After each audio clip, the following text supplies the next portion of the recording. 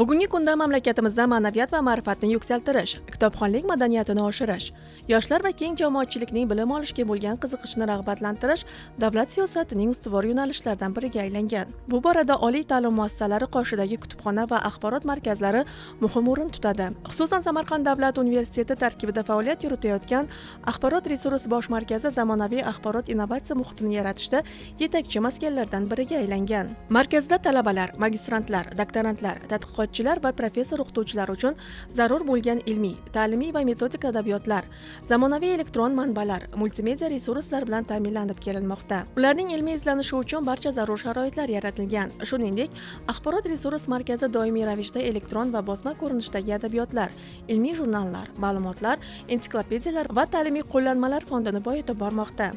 Hozirgi kunda Sharif Rashid nomidagi Samarqand davlat universiteti Axborot resurs bosh markazining umumiy fondi 637 ming nomda, 3.795.000 nomda adabiyotlarni iboratdir. Shu jumladan Sharq qo'lyozmalar bo'limimizda tosh bosma, qo'lyozma adabiyotlarimiz 13 mingdan ziyod adabiyotlarimizda mavjud. Universitetimizning barcha filiallarida hamda fakultetlar, kutubxonalar doimiy xizmat ko'rsatib kelmoqda. Axborot resurs bosh markazi hamda uning filiallarida bir vaqtning o'zida 1500 professor, o'qituvchilar hamda talabalarga xizmat ko'rsatish imkoniyatiga ega. Axborot resurs bosh markazi o'z ichiga 5 ta filial hamda 3 ta o'quv zalini o'z ichiga oladi. Xususan, bugungi kunda markazda o'zbek, rus, ingliz va boshqa tillardagi sohaviy va badiiy adabiyotlar keng qamrab olingan. Shu bilan birga axborot texnologiyalari asosida shakllantirilgan elektron kitoblar va ma'lumotlar bazasi markaz faoliyatining muhim yo'nalishlaridan biridir. Samarqand davlat universiteti Axborot resurs bosh markazi o'z faoliyatida zamonaviy avtomatlashtirilgan kitobxonlarga xizmat ko'rsatish tizimini joriy etgan. Kitobxonlar QR kodi orqali adabiyotlarni izlash, onlayn buyurtma berish va o'z shaxsiy akkaunti orqali foydalanish imkoniga egalar. Shuningdek, markazda maxsus elektron o'qish zallari, internet xonalari va multimedia jihozlari bilan ta'minlangan o'quv xonalari ham faoliyat yuritmoqda. Samarqand davlat universiteti Axborot resurs bosh markazi xalqaro ilmiy ta'lim resurslariga ulangan bo'lib, talabalar va tadqiqotchilar ma'lumotlar o'z izlanishlarini olib borish imkoniyatiga egalar. Bu esa universitetning ilmiy salohiyatini oshirish, xalqaro darajadagi maqolalar sonini ko'paytirishga xizmat qilmoqda. Sharif Rashidov nomidagi Samarqand davlat universitetining ilmiy kutubxonasida 1927-yildan boshlab kitoblar yig'ila boshlagan. Bu yerda o'sha davrning eng markaziy oliygohlari bo'lganligi uchun Moskva, Qozon, Boku universitetlaridan ham kitob boyitish maqsadida tuhfa sifatida yoki o'qituvchi professorlarning kelishi munosabati bilan kitoblar sanoqli bo'lgan holda mana shu kundan kunga ko'payib borgan. Bu kutubxonaning eng noyob kitoblaridan bu vatanimiz tarixiga oid qo'lyozma, toshbosma asarlar hisoblanadi. Mana shunday asarlar ham 1927-yildan boshlab yig'ila boshlanganligi haqida ma'lumotlar mavjud. Xususan, O'zbek arxeologiya ilmiy maktabining asoschisi Yahyo G'ulomovning xotiralarida mana shu haqida ma'lumotlar saqlangan. Yahyo G'ulomov 1927-yilda mana shu bugungi oliygohga talaba sifatida qabul qilingan. U kishining xotiralarida yozilishicha, mana shunday qadimiy kitoblarni kutubxonaga olib kelish maqsadiga guruh tashkil etilib, unga Vasiliy Lavrentievich Vyatkin, Abdurov Fitrat, Po'lat Soliyev kabi o'qituvchilar jonbozlik ko'rsatishgan. Keyinchalik yildan yilga kitob fondi ko'payib borib, bugungi kunda ilmiy kutubxona fondlarida 4000 jilddan ziyod qo'lyozmalar, 4000 jilddan ziyod toshbosma asarlar ham saqlanmoqda va ular bugungi kundagi ilmiy tadqiqotlar uchun talabalar, o'qituvchilar yoki tayanch doktorantlarning ilmiy tadqiqotlariga asos bo'lib xizmat qilmoqda. Tarix fakulteti 3-kurs tayanch doktoranti hisoblanaman va mening ilmiy tadqiqot mavzuyim Ashtarg'oniylar hukmronligi davrida Samarqand tarixi va shu mavzuyim yuzasidan Samarqand davlat universiteti Samdu qo'lyozmalar fondida saqlanayotgan qo'lyozmalardan belgilangan tartibda foydalanib kelmoqdaman va bu kutubxonada mavzuyimga oid qator kitoblarni, qo'lyozmalarni uchratish mumkin. Misol uchun olim Shayx Azizonning o'sha Ashtarxoniylar davrida faoliyat yuritgan alam lavozimida faoliyat yuritgan olim Shayx Azizonning Lamohat asarini uchratish mumkin. Bu asar nastaliqda yozilgan va bu asarda asosan diniy ulamolar, Yasaviya tariqatining namoyandasi hisoblangan olim Shayx Azizon o'sha Registon, Samarqanddagi Registon maydonini qurdirgan Imom Qulixonning alami sifatida faoliyat yuritgan va bu o'zining asarida va Samarqanddagi qator madrasalar, misol uchun Ulug'bek madrasasi, Amir Shoh, Ahmad Xo'ja, Qozi Soqiy madrasalari yoki o'zi ham madrasada o'sha mudarrislik faoliyatini yuritib, shogirdlarini qay tariqa imtihon qilishi, o'sha madrasalarda ishlatilgan darsliklar, qo'llanmalar yoki o'sha davrda hukmron tabaqa bilan o'sha mahalliy aholi o'rtasidagi munosabatlar, podshoh bilan ulamolar, o'sha vazirlar o'rtasidagi siyosiy va ijtimoiy iqtisodiy munosabatlar haqida ma'lumot olishimiz mumkin. Bundan tashqari bu Lamohat asarida Samarqandning geografiyasiga oid ba'zi bir mahalla nomlari keltirib o'tilgan. Bundan tashqari mazkur kutubxonada Yusuf Qorabog'iyning o'sha qator asarlari saqlanadi. Bu asarlarda ham o'sha madrasalarda qo'llanma darslik sifatida foydalanilgan. Buni o'sha o'z tadqiqotimda foydalandim Yusuf Qorabog'iyni. Hozirgi kungacha bu Yusuf Qorabog'iyning ilmiy merosi aynan Samarqandda saqlanadigan qo'lyozmasi tadqiqotga jalb etilmagan. Biz Samdu kutubxonasida bunga o'xshash juda ko'p qo'lyozma asarlarni uchratishimiz mumkin. Misol uchun meni davrimga oid tarixiy Muqimxoniy asarining o'sha tadqiqotchilarga ma'lum bo'lmagan shu qism nimalari nusxalari yoki Ashtarxoniylar davriga oid boshqa o'sha qo'lyozma manbalarini uchratishimiz mumkin. Ashtarxoniylar 17-18 asrlar 1600-yildan 1756-yilgacha o'sha Buxoro xonligida hokimiyatni egallagan sullo hisoblanadi va bu davrda Samarqandda to 1650-yilgacha Samarqand ilm-fan madaniyati markazi sifatida madrasalar faoliyati rivojlangan, maktablar, ilm-fan, yashash, ijtimoiy hayot ancha o'sha rivojlanganligini ko'rishimiz mumkin. Bunga bevosita o'sha hukmdorlarning olib borgan siyosatlari, misol uchun o'sha dastlabki hukmdorlari Boqi Muhammadxon yoki Samarqand hokimi Nadir Devonbegi, uni hozirgi kunda o'sha madrasasini ham hozirgi kunda mavjud madrasalari yoki Imom Qulixonning o'sha Samarqandga o'sha alohida e'tibor qaratganligi, bu yerda madrasalar, inshootlar, aynan uning davrida Registon ansambli hozirgi ko'rinishda shakllanganligini ko'rishimiz mumkin. Ammo keyinchalik 50-yillardan so'ng o'sha ko'chmanchi qozoqlarning, jung'orlarning yoki Xivaxonlarining Samarqandga hujumi natijasida Samarqandda ancha ilm-fan madaniyat sohasida tushkunlikni ko'rishimiz mumkin va bu keyinchalik o'sha keyingi hukmdorlar davrida Samarqanddagi qator madrasalarning vayron qilinganligi va bu madrasalardagi o'sha Bebixonim masjididagi yoki ba'zi bir Shayboniyxon madrasalari buzib tashlanib, o'sha yerning o'sha imoratning binomalari g'ishtlari yoki ularning o'sha madrasalarning ba'zi bir buyumlari Buxoroga olib ketilganligini manbalar o'sha qayd etib o'tib ketilgan manbalarda. Axborot resurs bosh markaziga tashrif buyuruvchi talabalar, professor o'qituvchilar va boshqa kitobxonlar bu maskandagi tinch, ma'rifiy muhitdan mamnun holda foydalanmoqdalar. Ular kitoblar orqali o'ziga yangicha fikr, yangi bilim, keng dunyoqarash olishlari mumkinligini ta'kidlashdi. Ushbu ilmiy bosh markazga ko'pincha darsdan keyin tashrif buyuramiz, albatta kursdoshlarimiz bilan birgalikda va o'zimizning yo'nalishimizdagi qo'lyozma va elektron kitoblardan foydalanamiz. Ushbu kutubxonada barcha shart-sharoitlar mavjud va agar bizga yordam kerak bo'lsa, kutubxona xodimlari va mutaxassislarga murojaat qilib, o'z sohamizga oid manbalardan foydalanamiz. Badiiy asarlardan ko'pincha bizning yo'nalishimiz aniq faktlarga asoslangan bo'lgani uchun badiiy kitoblarga uncha vaqtimiz ham bo'lmaydi. Ko'pincha yurtboshimiz tomonidan qabul qilinayotgan farmonlar, yangiliklar bilan tanishib boramiz. Ushbu kutubxonadan men ma'naviy ozuqa olaman. Qachonki bo'sh vaqtimiz bo'lishi bilan biz kursdoshlarimiz bilan kutubxona tomon kelib, o'zimizdan ma'naviy ozuqa olamiz va yangi adabiyotlar bilan tanishib chiqamiz. Biz universitetga kelganimizda eng birinchi kutubxona bilan tanishtirgan, chunki albatta kutubxona bu talabalar uchun juda ham muhim. Barcha darsliklar, o'quv qo'llanmalar va badiiy asarlar, bundan tashqari har xil qo'lyozmalarni biz aynan mana shu yerda topishimiz mumkin. Men filologiya sohasida o'qiganligim sababli ochig'i badiiy asarlarga juda ko'p ehtiyoj sezaman. Darsdan bo'sh vaqtimiz kutubxonaga talabalar bilan birgalikda kelib, o'zimizga kerakli bo'lgan barcha ilmiy manbalar yoki badiiy asarlarning hech qanday muammosiz topamiz. Bundan tashqari bu yerda elektron kutubxonasi ham mavjud. Bu talabalarni kutubxonaga kelolmagan taqdirda ham shunchaki qo'l telefoni orqali yoki kompyuter orqali bizga kerakli bo'lgan kitoblarni oson va hech qanday muammosiz topishimizga yordam beradi.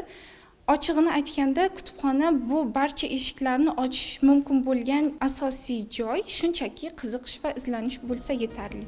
Universitet axborot resurs bosh markazida bugungi kunda ilmiy uslubiy va axborot ma'lumot, davriy nashrlar, axborot kutubxona resurslarini boyitish, kataloglashtirish va tizimlashtirish, axborot kutubxona resurslari bilan xizmat ko'rsatish, elektron axborot resurslari, xorijiy axborot kutubxona resurslari bilan ishlash bo'limlari talabalar, professor o'qituvchilar va boshqa kitobxonlar uchun xizmat ko'rsatib kelmoqda. Shuningdek, kitobxonlar uchun turli ma'naviy ma'rifiy tadbirlar, kitob ko'rgazmalari, adabiy uchrashuvlar va ilmiy seminarlar ham tashkil qilib kelinmoqda. Bunday tadbirlar talaba yoshlarning dunyoqarashini kengaytirish, kitobga muhabbat uyg'otish va bilimga chanqoqlikni oshirishda muhim o'rin tutadi. Bugungi kunda ijtimoiy tarmoqlar orqali ma'lumotlarning shiddatli oqimi, boshqacha qilib aytganda, ma'lumotlar xuruji keskin tus olgan bir davrda albatta chalg'ituvchi omillar juda ko'p talaba yoshlarimizni. Shunga qaramasdan talabalarimiz bizga muntazam ravishda murojaat qilib, bevosita kutubxonamiz fondidan darsliklar, badiiy asarlar hamda turli mavzudagi ilmiy adabiyotlardan foydalanish jarayonlarini kuzatishimiz mumkin. Talabalarimiz darsdan tashqari bo'sh vaqtlarini mana shunday shinam va qulay uslubda jihozlangan kutubxonalarimizda foydalanib, turli xil adabiyotlarni olib, bevosita o'quv zallarida yoki bo'lmasa ijaraga olib foydalanishlari mumkin. Talabalarga xizmat ko'rsatish bilan bir qatorda biz o'quv yili davomida muntazam ravishda talabalarni ma'naviy ma'rifiy targ'ibot ishlariga jalb qilib kelamiz. Kutubxonamizga turli xil yozuvchi, ijodkorlar tashrifi, bundan tashqari kitob taqdimotlari, kitob ko'rgazmalari kabi targ'ibot ishlari amalga oshiriladi. Kutubxonamizga mana shu tashrif buyuruvchilarimiz, mehmonlarimiz, yozuvchi ijodkorlarimiz tomonidan talabalarga turli xil esdalik sovg'alar, kutubxona fondi uchun kerakli bo'lgan zaruriy darsliklar hamda badiiy asarlarni sovg'a tariqasida bizga taqdim qilib ketishadi. Ushbu yuqorida keltirib o'tilgan ma'naviy ma'rifiy targ'ibot ishlarini amalga oshirishdan asosiy maqsad talabalarni, yoshlarni kitobxonlikka, kitob mutolaasiga jalb qilish, ularning bo'sh vaqtlarini mazmunli tashkil qilish hamda ularga sifatli xizmat ko'rsatish bizning asosiy maqsadimiz hisoblanadi. Bugungi kunda yoshlarimizni kitobxonlikka jalb qilish masalasi bo'yicha davlat siyosati darajasiga ko'tarilgan. Bu borada mamlakatimizda bir qator ishlar amalga oshirilmoqda. Mana shu ishlar, islohotlarni bizni universitetimizda ham amaldagi isbotini ko'rishimiz mumkin. Bunga misol tariqasida turli xil yosh kitobxon ligasi, kitobxonlik tugaraklari hamda yosh kitobxon tanlovlari tashkil qilingan universitet miqyosida. Bundan tashqari viloyat, respublika bosqichlarida ishtirok etib, yuqori o'rinlarni egallab kelgan talabalarimiz ham bor. Kitobxon talabalarimiz orasida ushbu tanlovlarda ishtirok etib, yuqori o'rinlarni egallab, avtomobil sovg'asini qo'lga kiritgan talabalarimiz ham mavjud. Bugungi kunda universitetimizda talaba yoshlarimiz uchun yaratilgan barcha shart-sharoitlar asosan mana shu kutubxonamiz, bosh kutubxona hamda uning filiallarida yetarlicha talabalarga qulay shart-sharoitlar yaratilgan.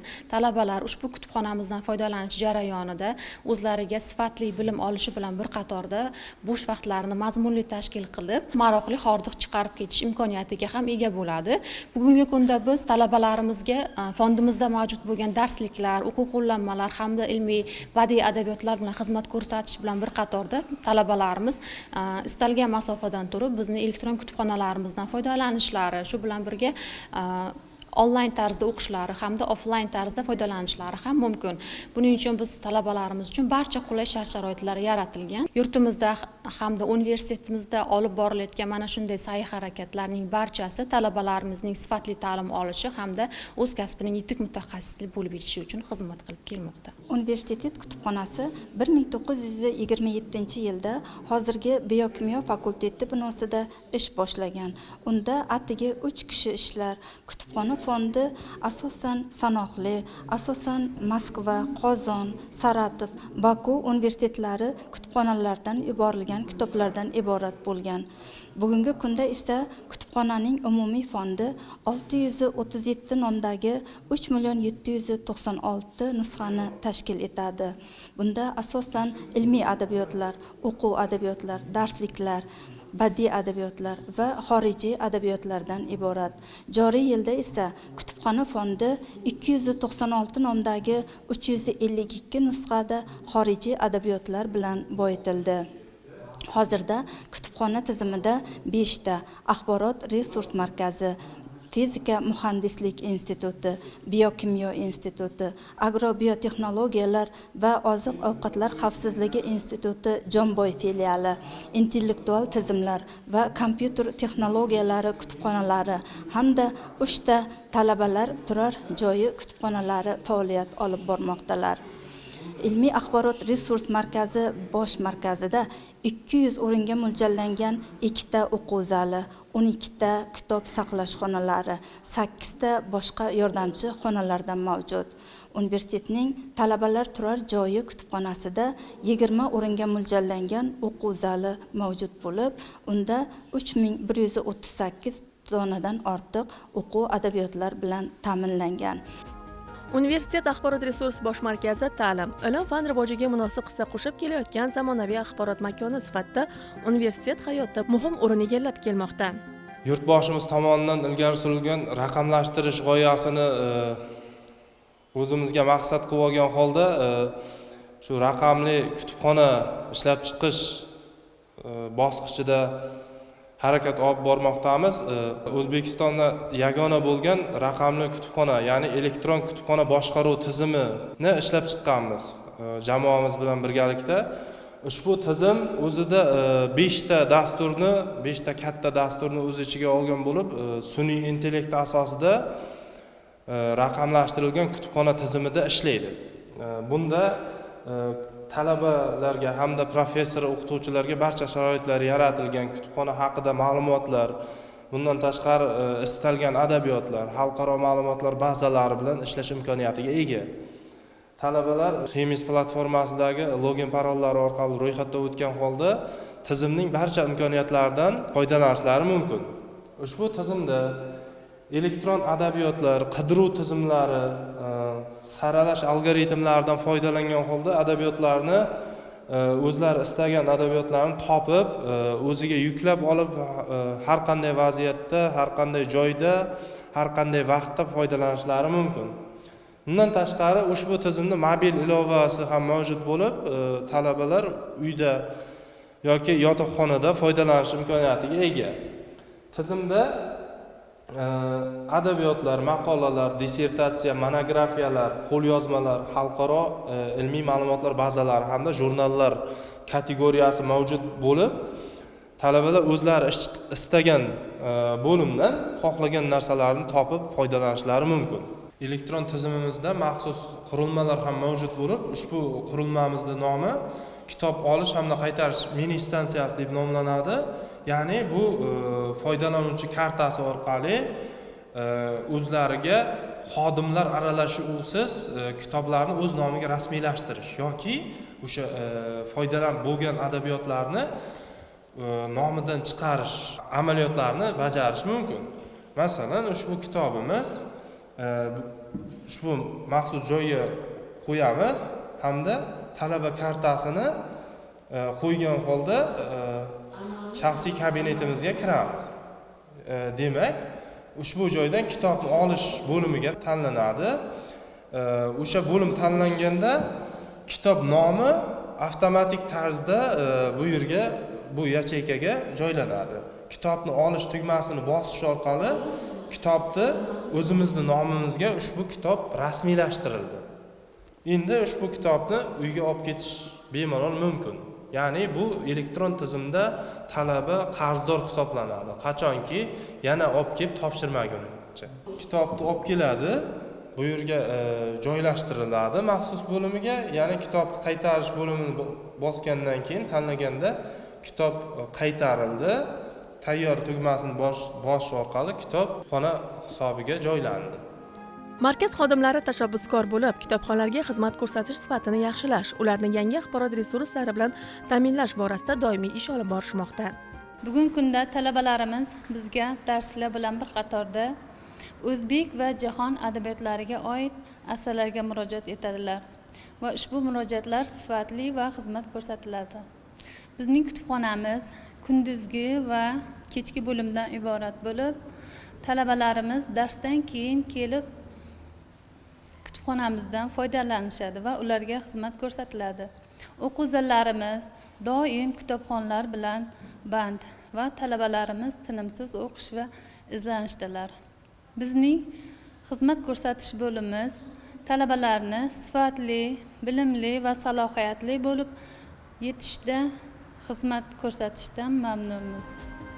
Samarqand davlat universiteti axborot resurs bosh markazi bugungi kunda zamonaviy bilim, ma'naviyat va ma'rifat targ'ibotining tayanchi bo'lib xizmat qilmoqda. Bu kabi markazlar orqali yosh avlod zamonaviy bilimlarga ega, yuksak ma'naviyatli va intellektual salohiyatli shaxslar sifatida tarbiyalanmoqda.